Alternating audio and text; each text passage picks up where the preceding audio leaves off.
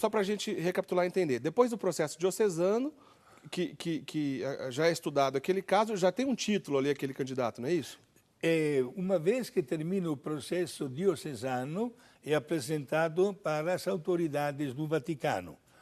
As autoridades do Vaticano, uma vez que analisam o processo, realizado conforme a todas as regras do cânon de Roma, definem aquele candidato com o título de venerável.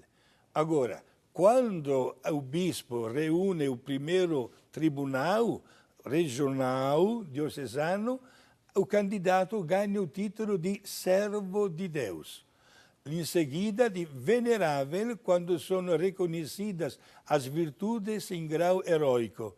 E depois a igreja aguarda por um sinal que nós chamamos de uma maneira prática de milagre, diante do qual, depois de um sinal aprovado pela igreja, aquele venerável se torna beato, mais um milagre se torna santo. Então, desculpe interromper o senhor, mas nesse primeiro processo, quando ele já é declarado beato, Padre Guido, a igreja já diz, o senhor me corrija se estiver errado, a igreja já diz que está autorizado ao culto àquela figura, porém de maneira ainda reservada. Normalmente ao seu país de origem ou à sua comunidade religiosa. Perfeito. Ainda não faz parte da igreja do mundo todo, né? Exato, né?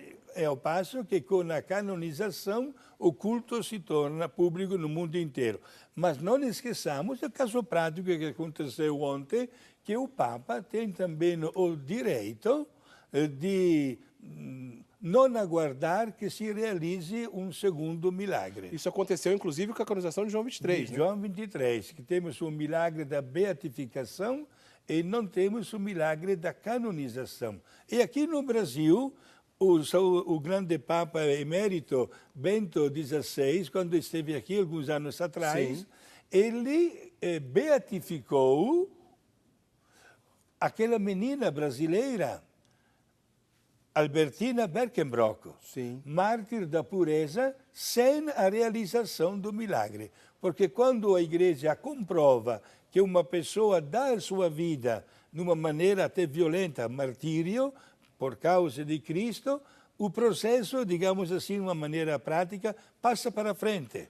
Supera qualquer outro obstáculo e logo chega a uma definição. E sendo o Papa o legislador supremo da Igreja Católica, a decisão, inclusive, final, é dele, né? Sim. Agora, interessante também essa história, Padre Guido, que em relação a João Paulo II, o Papa Bento XVI, então, ele acelerou o processo, que normalmente tem que esperar 5 anos após a morte do candidato para se abrir o processo. João Paulo II não precisou, porque o Bento XVI o liberou desse processo, porque inclusive teve um pedido do povo, já durante o funeral, santo súbito, como se fosse mesmo um pedido do povo. Sim. Ele autorizou. Interessante, apenas 15 dias após a autorização do Papa Bento XVI de iniciar, então, esse processo de beatificação e canonização do João Paulo II, apenas 15 dias depois aconteceu o primeiro milagre da beatificação, que foi com uma irmã, uma religiosa francesa, que foi curada de mal de Parkinson, inclusive mal de Parkinson que o próprio João Paulo II sofreu durante a vida. Só 15 dias depois, né, Padre Guido? Sim, exato. Mas é bom dizer aos nossos amigos telespectadores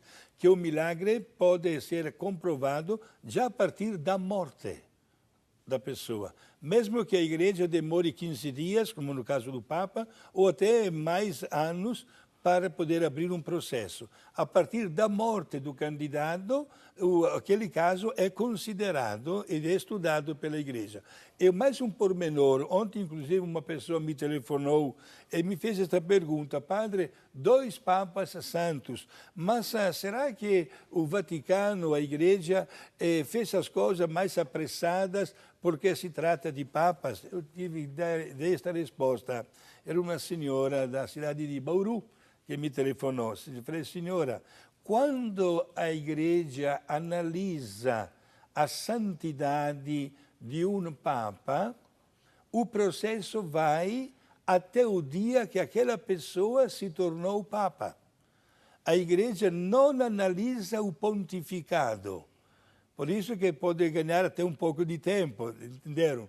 Por isso, os 2 papas foram analisados nos processos conforme todas as regras, até o dia da eleição a Papa. Interessante isso, porque depois a vida pública já está bem documentada nesse Papa. Exato, né? Sim. Agora, outro pormenor interessante em relação também à canonização de João Paulo II, além desse milagre, primeiro, da beatificação, que foi apenas 15 dias após a autorização de Bento XVI da abertura do processo, durante a missa de beatificação, que foi o próprio Bento XVI que presidiu, ele que beatificou João Paulo II, uma outra pessoa lá na Costa Rica, que inclusive essa senhora estava presente ontem, lá na missa de canonização, conduzindo então as relíquias de João Paulo II lá ao Papa Francisco e depois para ser exposta ao povo.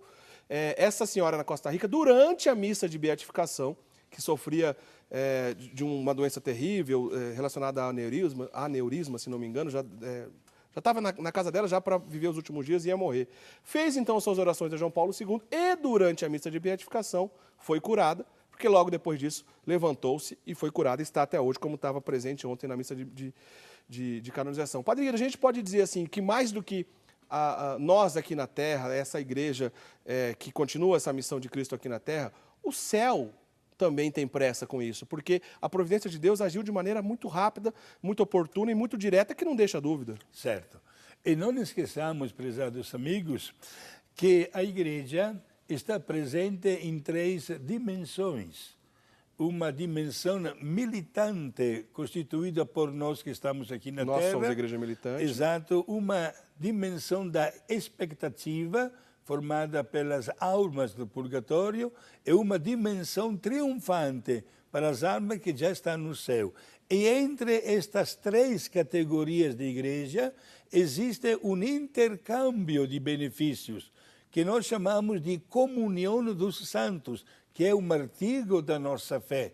Quando nós invocamos um santo, ele que está no céu tem este poder de interceder diante de Deus para dar um benefício àquela pessoa que o está invocando.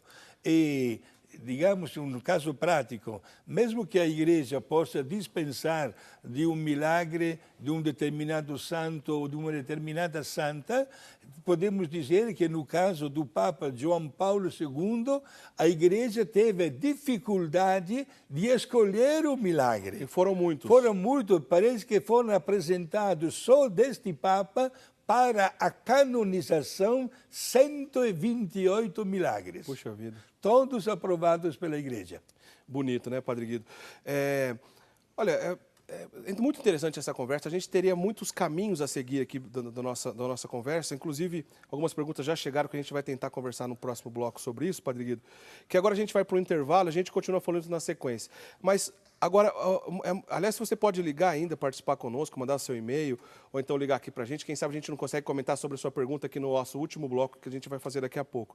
Agora, Padre Guido, eu queria que o senhor nos ajudasse a entender, o senhor responde isso depois do intervalo, afinal de contas, por que a igreja precisa canonizar alguém? Não basta essa pessoa só ser salva e chegar na glória de Deus, por que ela precisa ser canonizada? E qual que é a intenção disso tudo? Então, se já que a gente pode dizer que há uma intenção nisso. A gente vai para o intervalo, a gente volta já, não sai daí.